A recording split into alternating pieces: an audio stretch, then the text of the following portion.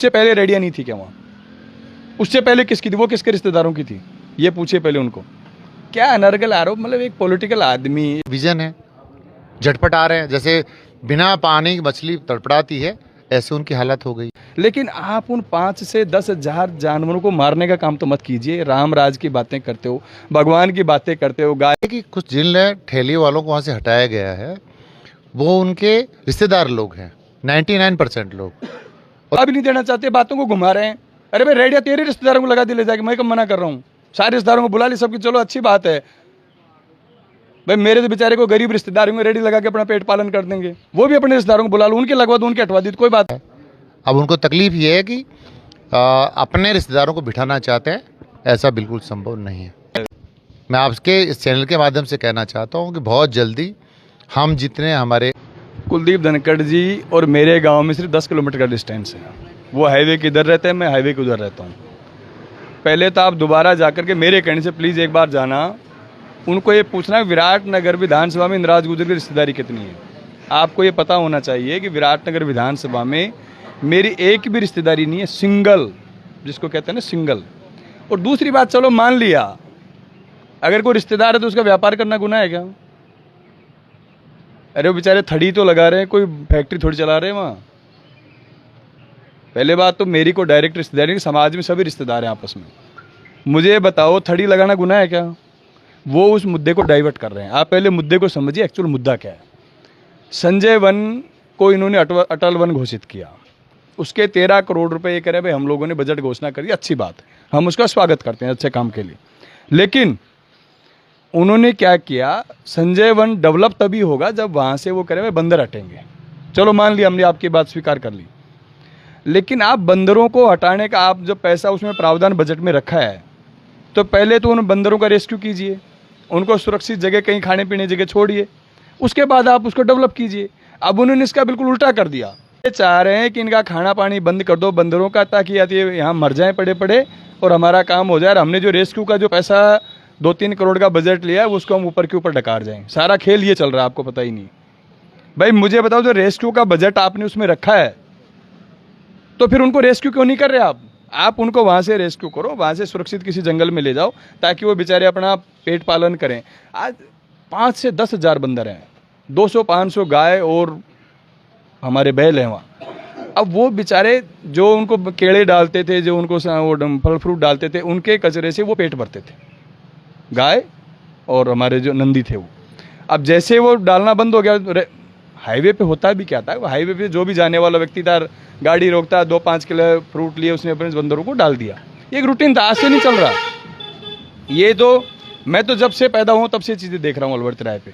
और पहले कुलदीप जी को आपको ये पूछना चाहिए था कि इंदिरा गुजर तो 2018 में विधायक बना, उससे पहले रेडिया नहीं थी क्या वहाँ?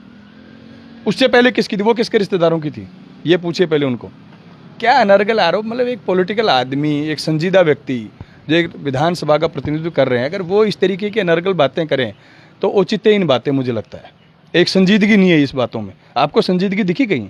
मैं कहूँ कुलदीप धनखड़ जी के रिश्तेदार व्यापार कर रहे हैं इसलिए मैंने हटा दिया, ये गुनाह है किसी का व्यापार करना? कौन से हिंदुस्तान के कानून में लिखा है कि नेताओं का कोई रिश्तेदार व्यापार नहीं कर सकता? कोई नहीं कर सकता। मेरा तो पहले बात उनको बता, मुझे तो ये भी नहीं पता कि वो थड़ी वाले कौन सी जाति के लोग हैं। उन्होंने टारगेट किया है कि भाई वो मेरी समाज के लोग हैं, इसलिए मैंने उनको हटा दिया। इसका हम लोग पॉलिटिकल द्वेष रखते हैं। मुझे एक चीज़ बताओ, जो मैं कह रहा हूँ, राजनीति करना गुनाह है क्या? किसने कहा? फिर वो राजनीति क्यों कर रहे हैं? अगर राजनीति वो एक, चलो उनकी बात मान ली मैंने कि राजनीति करते, तो गुनाह है क्या राजनीति करना? कौन से देश के कानून में लिखा है कि आप राजनीति नहीं कर सकते?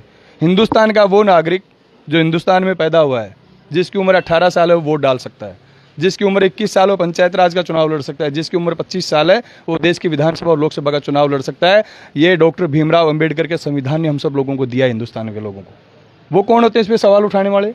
किस बात का सवाल उठा रहे राजनीति के ऊपर? वो राजनीति नहीं कर रहे क्या?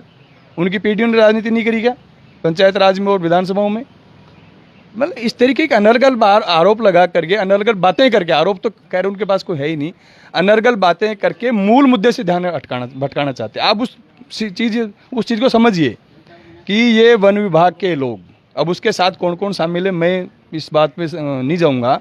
वन विभाग के लोगों ने जो बंदरों को और पशुओं को रेस्क्यू करने का जो बजट इसमें निर्धारित किया है, वो इन बंदरों को मार करके उस बजट को खाना चाहते हैं ऊपर के ऊपर। कि 5 से 10 हज़ार बंदर भूख से प्यास से यहाँ मर जाएं और ये बजट हम ले जाएं। दूसरी बात, वो गांव वालों के लिए कह रहे हैं, हाँ बिल्कुल गांव वाले परेशान हैं, मैं इस बात से सहमत हूँ, लेकिन अब 3 गुना परेशान है। पहले कम से कम उनको बंदरों को खाना मिलता था तो वहाँ उस जंगल के आसपास ही रहते थे, अब उनको खाना नहीं मिल रहा इसलिए गाँव में घुस गए। ऐसे ही करे, बहन बेटियाँ खाना नहीं बना सकती, घरों को सुरक्षित नहीं रख सकती, डंडा हाथ में लेकर के बैठना पड़ता है। इस बात से मैं सहमत हूँ कि उनको किसी ने कहा ये बात बिल्कुल सही कही है, लेकिन ये घटना क्यों हुई, ये क्यों शुरू हुई? क्योंकि आपने उस जंगल से संजय वन से बंदरों को हटाने का चक्कर में खाना बंद करा दिया, वो भूख प्यास के चक्कर में गाँव में भाग रहे हैं। आसपास के 5-10 किलोमीटर में जो गाँव हैं उन गाँवों में तांडव मचा रखा है बंदरों ने। मैं कतई इस बात से डिनाई नहीं करता कि संजय वन डेवलप नहीं होना चाहिए, आप डेवलप करिए, अच्छा डेवलप करिए, अच्छी बात हो सकता है हम नहीं कर पाए, आप कर रहे हैं उस काम को, अच्छी बात है, लेकिन आप उन 5 से 10 हज़ार जानवरों को मारने का काम तो मत कीजिए। राम राज की बातें करते हो, भगवान की बातें करते हो, गाय के नाम पे वोट मांगते हो, और उन गायों को बैलों को मरने के लिए छोड़ दिया आप, नंदियों को, उन 5 से 10 हज़ार बंदरों को जो बजरंगबली के वंशज हैं उनको मरने के लिए छोड़ दिया आप सुबह से शाम। अरे राम के भगत तो सबसे बड़े बजरंगबली थे और आप उनको मारने के लिए उतारू हो गए। कितने बंदर मरे पड़े आप देखे हुआ जा करके, भूख प्यास से व्याकुल। पाप किया इन लोगों ने और इस पाप का भुगतान इनको इसी जन्म में करना पड़ेगा यहाँ पे। मैं वही तो कह रहा हूँ कि ये उस बात का जवाब ही नहीं देना चाहते, बातों को घुमा रहे हैं। अरे भाई रेडिया तेरे रिश्तेदारों को लगा दे ले जाके, मैं कब मना कर रहा हूँ, सारे रिश्तेदारों को बुला ली सबकी, चलो अच्छी बात है भाई, मेरे तो बेचारे को गरीब रिश्तेदार होंगे रेडी लगा के अपना पेट पालन कर देंगे, वो भी अपने रिश्तेदारों को बुला लो, उनके लगवा दो, उनके हटवा दी, कोई बात नहीं, किसी के तो लगवाओ, हम तो कह रहे हैं। मैंने पर्टिकुलर ये नहीं करा भाई तुम उन लोगों की रेडियाँ लगाओ, भाई वो आज से नहीं है, उनको पूछो 2018 से पहले भी तो थी रेडियाँ, ये तो उन्हीं लोगों की थी। जो जिन लोगों की रेडियाँ लगी वो आज से नहीं लगी हुई, 20-20, 30-30 साल लगी, तब तो मैं विधायक भी नहीं था, मेरी सरकार भी नहीं थी, मैं राजनीति भी नहीं करता था, तब भी लगा रखी थी उन्होंने। तो क्या मतलब थर्डी लेवल के लोगों के लिए भी बेचारे जो गरीब आदमी हैं जो अपने बच्चों का पेट पालन करते हैं उसमें वो राजनीति घुसाना चाहते हैं। उसमें भी कह रहे मैंने इसलिए हटा दिया कि वो इंदिराज गुजर के रिश्तेदार थे, उनके समाज के लोग थे। किसी समाज में पैदा होना गुनाह है कि? एक तरफ तो कह रहे हैं मैं 36 कौम का आदमी हूँ, दूसरी तरफ कह रहे हैं कि वहाँ सिर्फ गुजरों के रेडियाँ थी इसलिए उनको हटा दो, पाकिस्तान के लवा दो भाई, गुजरान ज़्यादा बुरा लग रहा है, एक ट्रेन करवा दो सब पाकिस्तान का लवा दो, फिर ही वो काम सारो।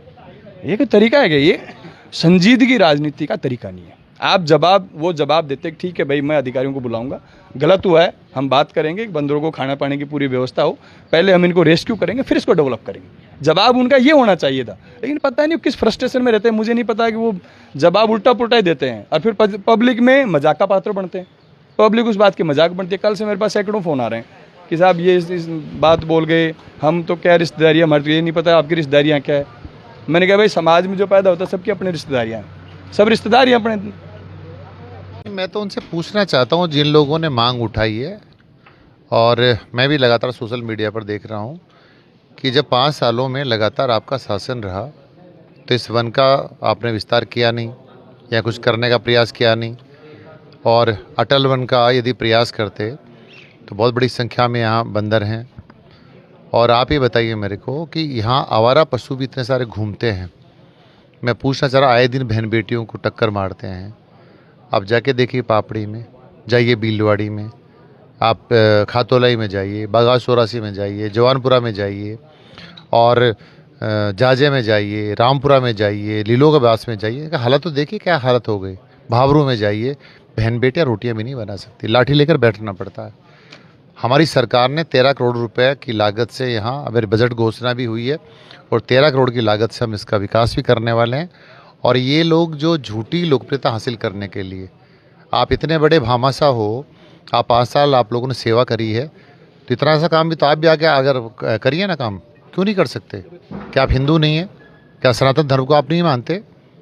हम तो कर ही रहे हैं, लेकिन उनको केवल इसलिए कि कुछ जिन ठेले वालों को वहाँ से हटाया गया है, वो उनके रिश्तेदार लोग हैं 99% लोग, और केवल उनकी राजनीति करते हैं। ये ऐसा मुझे प्रशासन ने भी कहा है।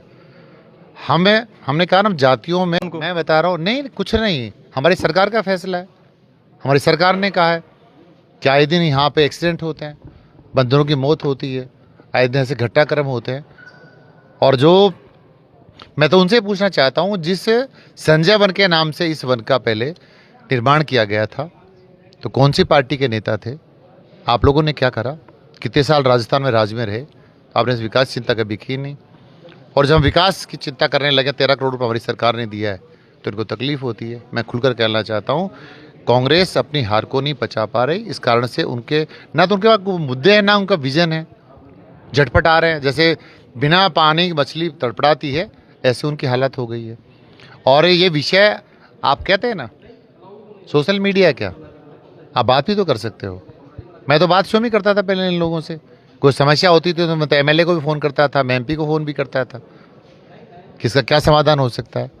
अब उनको तकलीफ ये है कि अपने रिश्तेदारों को बिठाना चाहते हैं, ऐसा बिल्कुल संभव नहीं है। देखिए हमने अधिकारियों को इस पर बता भी रहे, पानी मिल रहा है उनको, ऑलरेडी पानी मिल रहा है, लोग आते भी हैं, लोग वहाँ पर डालकर भी जाते हैं, फ्रूट डाल के जाते हैं, केला डाल के जाते हैं, अन्य सामान डाल के जाते हैं, जो अंदर डाल के जाते हैं वो चार दीवारी के भीतर। लेकिन मैं आपके इस चैनल के माध्यम से कहना चाहता हूँ कि बहुत जल्दी हम जितने हमारे आवारा पशु हैं, जितने भी हैं, उन सबको हम हमारा जो है फॉरेस्ट डिपार्टमेंट उनको बहुत जल्दी रेस्क्यू करके इनको हम कहीं छोड़ेंगे अच्छे स्थान पे जहाँ हरा भरा इलाका होगा। और साथ में जो बजरंगबली, ये बार बार मैं देख रहा सोशल मीडिया पे देखता हूँ, जब अपना काम करना होता है, अपने रिश्तेदारों को काम दिलाना होता है, अपने सगे संबंधियों को जोड़ना होता है, तब इनको राम याद आता है। तो राम की बात तो इन लोगों ने कभी करी नहीं। और राम की इतनी चिंता करने वाले लोग हैं भी तो आगे तो आते, आगे जाके बैठ जाते कि साहब मैं मेरी तरफ से 5 क्विंटल केला डाल रहा हूँ। ये झूठी राजनीति करने से काम नहीं चलता। लेकिन मैं भरोसा देता हूँ इनका पानी का, खाने पीने का प्रबंध मेरी सरकार करेगी, मैं करूँगा।